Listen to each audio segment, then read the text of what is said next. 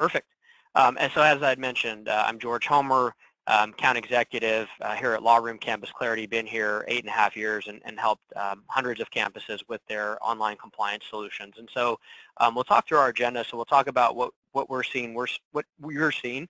And so I'm speaking with universities of various sizes and locations on a daily basis. And so want to share some insights relating to Title IX and Campus Safe Act training that I see firsthand. And then we get a sense of the specific challenges that you folks may be facing. Also talk about the 7 elements of an online training program. I'll touch briefly on the Campus Safe Act requirements, and keep in mind, folks, I'm not an attorney, but I do want to provide facts around Campus Safe Act and Title IX training requirements. We'll, of course, dive into the CampusClarity LawRoom product, showcase the different components, and answer any questions that you have. And then finally, I'll touch on who we are as an organization and talk a little bit about our 20-year history as a compliance training company. And so I want to take a minute now to talk about what we're seeing from other colleges and universities that are facing similar challenges to meet Title IX and Campus Safe Act training requirements. And so we talk about student buy-in. And so oftentimes when evaluating the program, the administration is really quick to pull in key student leaders to help evaluate the solution. And so the thought here is that just because it looks good to me and you doesn't mean it's going to connect with students. And getting that wrong is really worth avoiding. So we always knew that our courses would be scrutinized by its intended audience. So whenever we develop new programs, we're quick to bring in focus groups to help really ensure resonance and engagement. We also talked to many clients that had already started building a program in-house before we had arrived.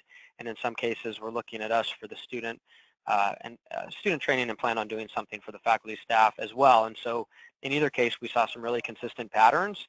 Either they got a couple months into the development and started to run out of steam. There was this realization that the course would need to be updated on an ongoing basis, which made it impractical. Or in the worst case scenario, an OCR complaint arrived and it was just too risky to entrust the development to those internal resources. We also talk about product sustainability. And so when the Violence Against Women Act was amended with the Campus Safe Act, many new providers entered the market without any compliance training expertise.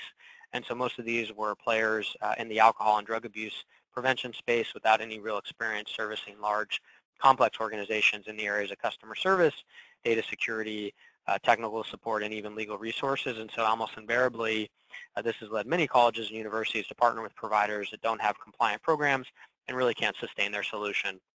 And I think lastly, one of the last challenges we see relates to system-wide implementations. And so working with over 10 large systems throughout the U.S., we see challenges that can arise around consistency of message, around centralization of course content, and so very much aware of the fact that systems have unique needs and challenges, and so we've had success with the University of California system, the POSHI system, the Texas State University system, and Washington State Board of Community and Technical Colleges in deploying and launching centralized, system-wide, consistent messaging programs for staff, faculty, students, for online training as well as climate surveys.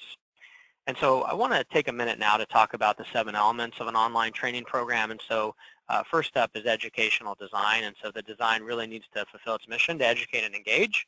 And so that means that the program needs to be designed for its intended audience. So whether that's a 19-year-old undergrad, 30-year-old grad student, or a 50-year-old tenured faculty member, program really needs to speak to its audience. We talk about a tailored experience, and so the program needs to be uniquely tailored to your institution, student body, and faculty. You folks are tasked with educating at the highest level, and so your Campus Safe Act program should meet your standards of quality and mission. We talk about the ongoing education, and so the course needs to have an ongoing module to meet the Campus Safe Act requirements.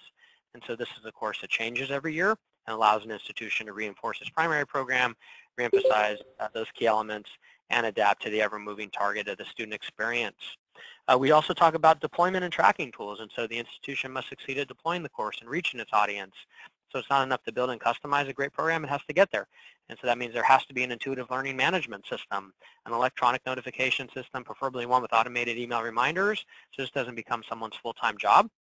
We also know that tracking is mission critical, and so as we talk about changing the culture of an institution, it's really key that you have insights into how your student body is responding to your program, so that actionable strategies can be developed in response. We talked a bit about product sustainability, and so having a provider that has the technical, legal, and customer service resources to make sure that the program is sound and works to meet your training and tracking objectives as well as compliance requirements. And so this is really critical as many new players have jumped into this market without having the infrastructure in place to support their solutions. Not to be overlooked, but the program needs to meet the Campus Save Act and Title IX compliance requirements, and it has to be adaptable in this regard because we all know that laws and regulations can change at the state and federal level. Of course, it needs to be flexible to meet these changes. And lastly, and this may seem less obvious, but the program really needs to be cloud-based. And so you could certainly entertain developing and installing a program in-house, but the need to adapt the program to meet the ever-changing student landscape and compliance requirements would make it cost prohibitive to do anything other than cloud-based. So I want to just take a step back for a couple seconds to talk about what we saw last year from challenges around getting Campus Save Act training implemented and launched. And so we know the July 1, 2015 deadline, we know it well, kept us here late, got us here early. So we know institutions had to have something in place for Campus Save Act training by July 1 of 2015. We know October 1 of 2015 institutions had to show what they did on their annual Clarity Security Report. We also know what Campus Save Act requires from a training perspective, so all incoming students and new employees must be offered a primary prevention program. All faculty and students must be offered an ongoing prevention and awareness campaign. All enrolled students and then institutions need to have airtight documentation, show what they've done to meet these regulatory requirements. I also want to address Title IX, which really deepens institutional responsibility to train students and faculty on an ongoing basis. And so a school should provide sexual violence training for students at regular intervals, and then employees on a regular basis need to know what they're required to report on as well as how to respond to reports of sexual violence. And then in October of 2014, there were some final notes on the Campus Save Act, and one of the big clarifications related to exactly who should be trained within a Title IX institution. And so this slide further clarifies the need and importance of making the training program available across the entire institution. So it's not just incoming students anymore and new employees, it's now making the program available to all employees and all students. And the DOE did stop short of mandating the program, but they did recommend that institutions do mandate their programs. And so we talk about the challenge of all of this, and so meeting these requirements has really been a tall order for Title IX institutions. So it's been a short window of time to find the right program, get it developed and launched, and of course do it within budget. So institutions have come to us saying, we need everything. We need it now, it needs to be good, and you know we probably can't afford it. And so that's the way that these conversations tend to go, and it doesn't matter the size of the institution or the type. We talk to med schools, we talk to community colleges, we talk to large systems, small private institutions, law schools. We talk to everyone, and we see the same issues, and so institutions aren't necessarily used to this accelerated timeline, so it puts considerable strain on the administration to decide on something that requires a high level of institutional buy-in from faculty, administrators, students, and even IT. And so fortunately, we have SaaS to the rescue, or software as a service, and so CampusClarity LawRoom, we're based here in the San Francisco Bay Area, and one of the great tech movements that's taking place out here is cloud technology, or software as a service, which enables institutions to leverage powerful technologies without the burden of installing software or hardware, and with the added benefit of it being dynamic and adaptable. And so what that means for something like online training, it's suddenly possible to develop, host, and deploy an entire training environment, including the courseware, learning management functionality, and even the data storage piece completely in the cloud. And so we talk about how burdensome the Campus Save Act mandates can be for an institution, but honestly, without cloud technology, this would be an entirely different level of financial and infrastructural burden for ongoing course development, customization, installation, deployment, compliance monitoring, legal updates, so the cost would be considerable. So it's pretty cool that we live in a time where we can effectively crowdsource a solution by leveraging online compliance training companies like ours to develop programs quickly and in a cost-effective way. And so, Mark, I can pause here. If anyone has any questions, feel free to ask. We're going to go right into course material, the platform, and compliance expertise. So I'm happy to pause if we have questions, or we can answer questions at the end, whatever the group would like to do. Oh, just one comment from me, and you may have this planned for later on, but we're about as decentralized a system as you will see, and each campus really does have its own identity and its own needs. And so, although I like the idea of a SaaS system, it will need to be configured in such a way so that each campus can be branded with its own policies, its own contact people, all that kind of stuff. So if you have something planned already for that later on, great. If not, that's something you're going to need to address. Sure, and absolutely. So every campus has its own instance with all of our systems, and so I think having that consistent message across the organization, where you know that you're using a provider that has a compliance expertise, that has the resources to address large, complex organizations is critical. But absolutely, every instance is branded with logos, with policies, with campus photos, with welcome letters, with campus resources, both on and off campus, with campus conduct processes. So it's all very much specific to each campus. Great, thank you. And so I talked about educational design, and so we're really best known for our instructional design aspect, where we've won NASPA awards, we've won Stevie awards, and so we believe that students and employees should learn and be engaged. And so we developed our student program with over 40 student focus groups at 18 institutions. We use the same level of focus group testing for our graduate student programs as well as our employee programs. And so we use a lot of silhouettes in the younger student version. We found that students were very receptive to silhouettes because it removed racial bias and facial expressions. And so in this situation, which is static for now, we'll look at some animations as we go through this. We have a house party situation, and so the student gets to choose his or her own adventure and go into different rooms and look at different scenarios. And so we go into a situation where we notice that Alan is taking a very intoxicated Dominique into the bedroom. So as a bystander, what are we going to do? So we go and get Nabuki to confront Alan, and Alan says, hey, Dominique's fine, we've been dancing all night. So we ask a question, what should Nabuki say? So if I answer, if she's been dancing all night, she's probably interested, that's a bad call. That's the wrong answer. Dancing is not consent to anything. This could have led to sexual assault. So I actually have to go back and answer the question correctly to move on. And so I go back and I say, hey, Alan, I don't think that's a good idea. Dominique's had a lot to drink. Why don't you call her tomorrow?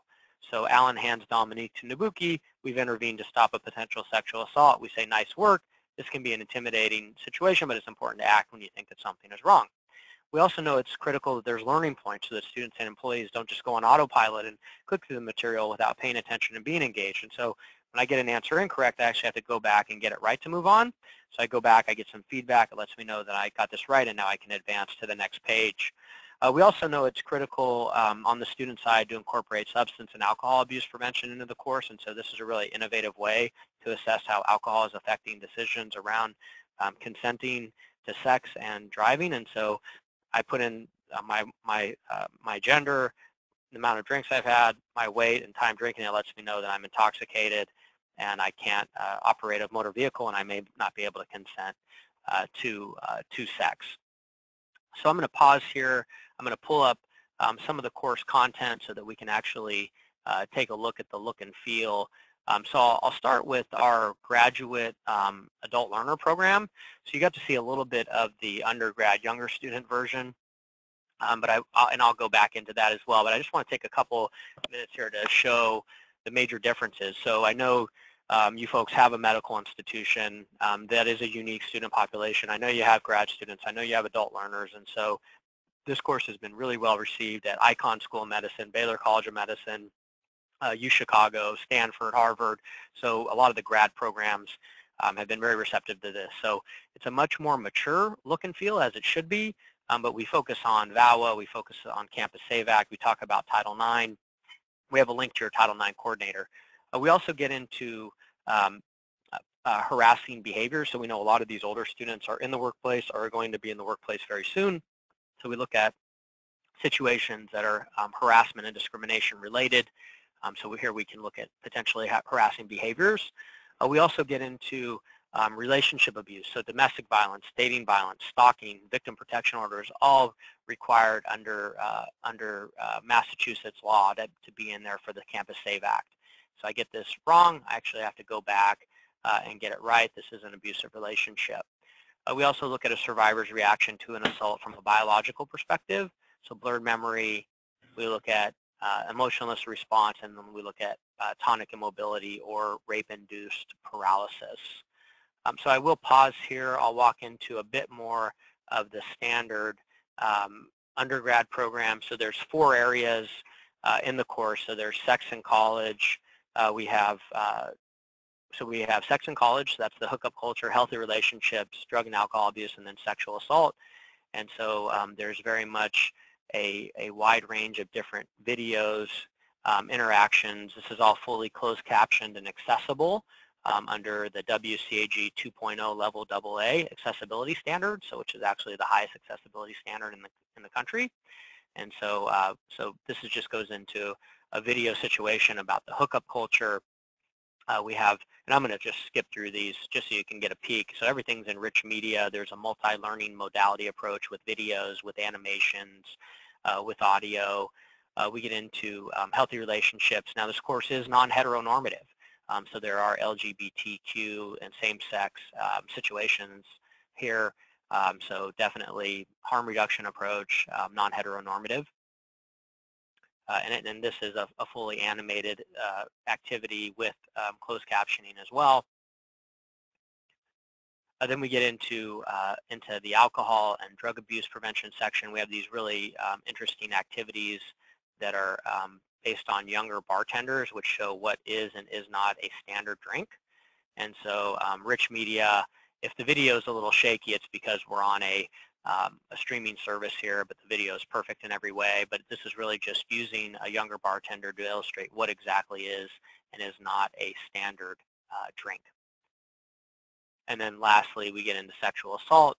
We have a trigger warning here. And then we get into more interactions where a male student manipulates a female student to come back to his place and then has sex with her while she's passed out. We also have this great consent video that we developed with USF, University of San Francisco, which shows equating us using or borrowing someone's cell phone to asking for consent. We also cover employee training, so we have courses. So we have an employee course that covers harassment prevention, so Title VII, Title IX in the SAVE Act, which is called Intersections, and then we have Bridges, which is just Title IX in the SAVE Act. It's much shorter, but it gets into older, mature silhouettes. There's case studies with quizzes. There's real cases. There's video. And so I'm going to pause and just spend a couple seconds in the actual LawRoom course so we can look at. And there is a separate portal, separate learning management system for both employees and students because it's a different audience. You want to be able to assess behavioral data on students that's anonymized. So you definitely want to have a learning management system that can address that. And on the employee side, you're not looking at those parameters. So I got this answer correct. I'm going into a real case to show how this applies to the workplace.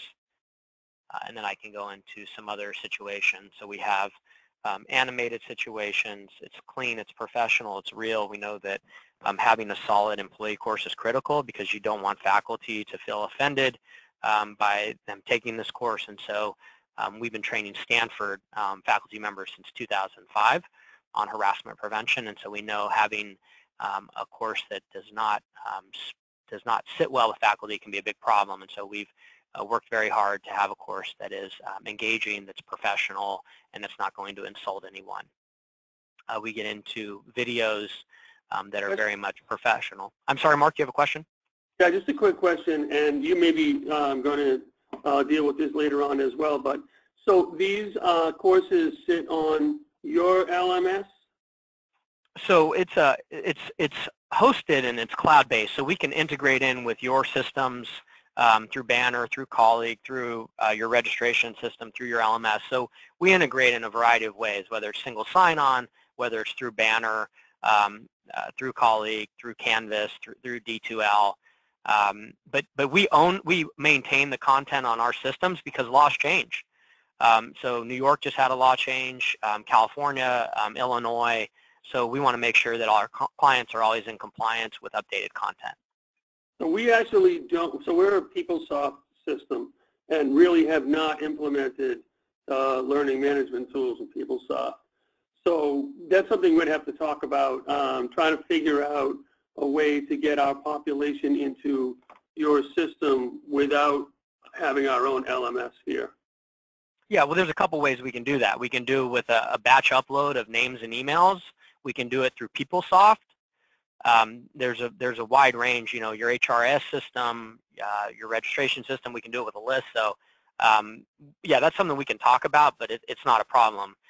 We have 550 campuses and have yet to have one that wasn't able to implement with us.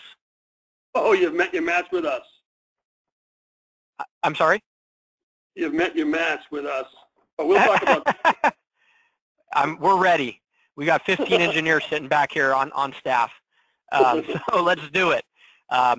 Then we get into accessibility. I talked a little bit about that, but it's actually a big deal, right? So a lot of folks tout they have it. We've invested to have accessibility consultants and experts come in here and help us to have a course that's fully accessible. It really is. So definitely want to make sure any provider you're looking at can meet those requirements. Tailored experience, so you had asked, Mark, about the branding, and so every course is customized to that specific campus with the logo, with the welcome letter, with the campus photo, the policy integration to where we require an electronic signature to make sure that you have good records that these folks did acknowledge your policies. We get into ongoing education, so each year we're creating new courseware to really refocus employee and student engagement on current topics that are relevant in the higher ed space. And so for our employee courses, we include 20 compliance courses from harassment prevention to Title IX to FERPA to protecting children under Massachusetts law, illness injury prevention, ethics, clarity, FERPA, bullying, data security, diversity. So it's a flat fee, give you access to all these things, HIPAA, bloodborne pathogens for the med school, and then on the student side we have grad, undergrad, we have the adult learner, we have a truncated course even that excludes drug and alcohol for those folks that don't want to use that. We have follow-up courses, we have sanction courses, and then we have the annual ongoing course, which is required under the SAVE Act to be made available to everyone every year. Now we talk about the 4-step approach to behavior change. So our program is holistic, and so it includes the primary prevention programs, it includes the follow-up courses, the annual refresher ongoing training, and then there's the optional annual climate survey. And so we know that the climate survey really closes the loop. We know Massachusetts is considering some legislation on climate surveys, so we do have a platform to address that.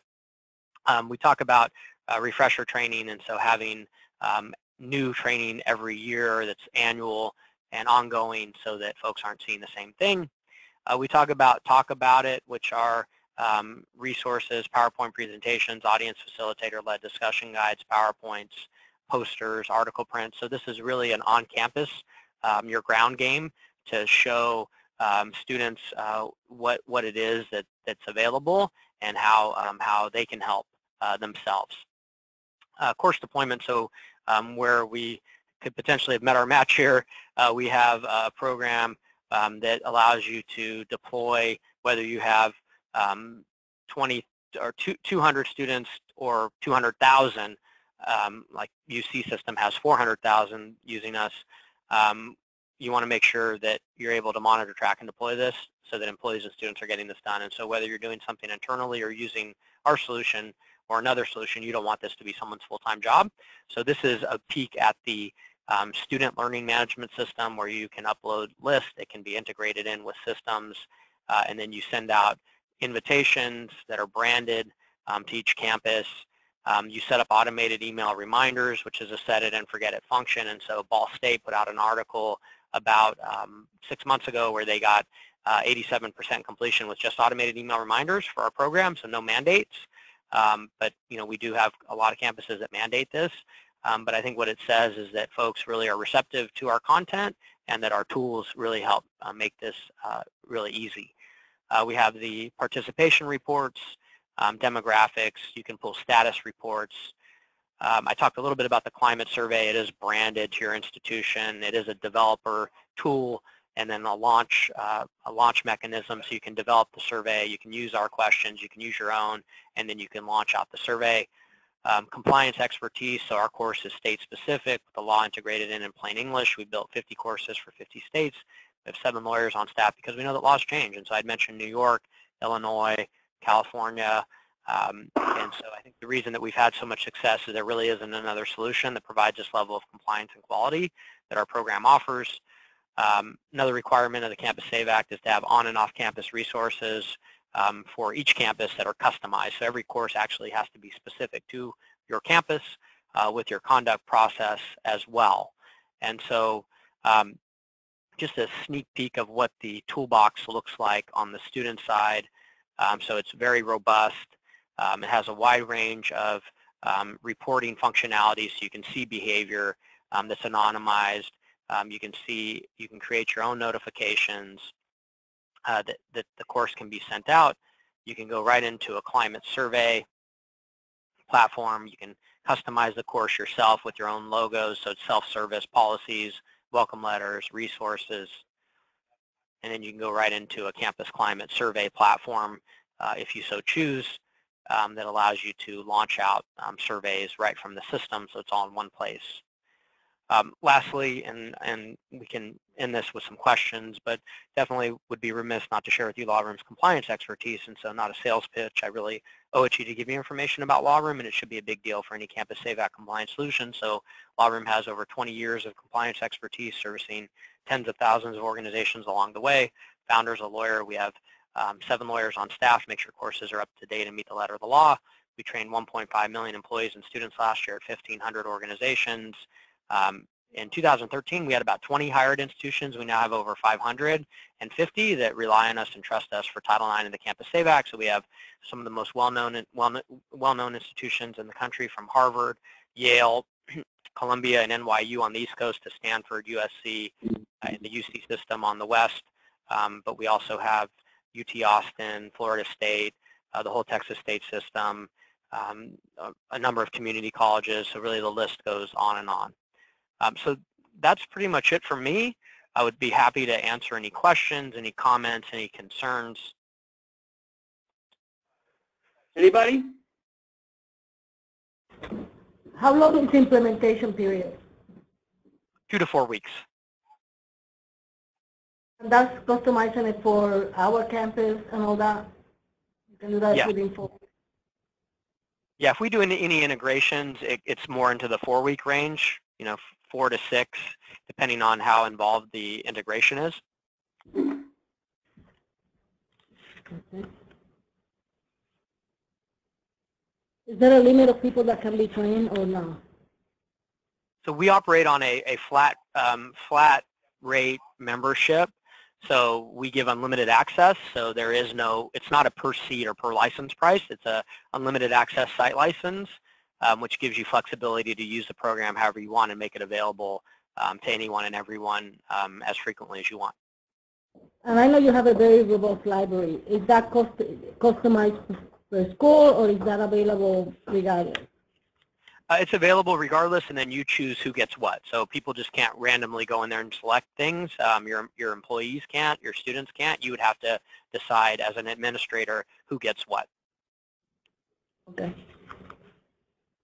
Okay, you mentioned the reporting piece. The report can be run from the system, right?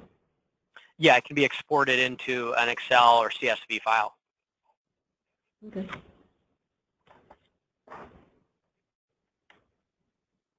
Just to follow up on one of Clara's questions, if at some point during either some sort of real-time integration or upload routine, we mark each record somehow to note that it's an employee, faculty, student, graduate student, adult learner, so that when any of those folks launch this, the system will know what their sort of custom menu would be. Yeah, so there's 2 systems, right? There's the employee system, and then there's the student system. So on the employee side, if it's housed in your LMS or your tool, which doesn't sound like you have one, so you would then choose who gets what, and that would be assigned out by email, and then they could go in and take the program. On the student side, if you've integrated in with one of your systems, you could have a menu of courses that are predetermined for that specific student, or you can send out assignments to students by email, and then they can go in and take what you've selected for them to take. Great. When you first start giving the training, when you launch the training, is there a way of uploading the list of employees, for example, that will be taking particular training programs at once, or do you have to enter each one individually? Oh, absolutely. It's a large list at once. It's all at once. You don't have to do individually. And then you mentioned already that you will keep track of who took it when, so they will receive some sort of automated response when they're due to take it again? So that's a good question. So there's not an automatic response when they have to take it again. We work with you, so we give you a dedicated customer service rep who works with you when you need to do your annual refresher training. So that would just, usually that goes out, for example, you have everyone take it, say in the fall, and then next year you just send out the annual refresher to those folks who'd already gone through the primary program. So it's not automatic, but it is facilitated through our staff. And how you add the new employees? You can upload the list, or you can do a feed from your HRIS into the system. Okay. So essentially, Clara, we'll talk more. Our technical people, we'll talk more about this. But essentially, we would run, likely to start, we would run an extract out of the student system and/or the employee system, and those just get uploaded right into similar to how we do with CAMS. We take an extract out of the system and we upload it into another product, and then that product has all the data it needs. Okay. Any other questions? Hearing none? Is there any way of getting a sample of the employee training so we can see what it looks like? Sure. Mark, if you can send me over a list of names and emails and courses to review, I can make that happen for whoever would like to on the team, on the call. Great. I think you had already sent me a list of courses, so I will share that with the group, and then everybody will let me know what they're interested in, and then I will send that information to you. Okay, and then I'll send this recording out to everyone who was on the call today. And then I'll send it to the other folks as well in Boston. So, yeah, and I appreciate everyone's time and look forward to working with you on this. Thank you. Okay, thank you very much. Thank you. Thank you. You too. Thank you. Bye.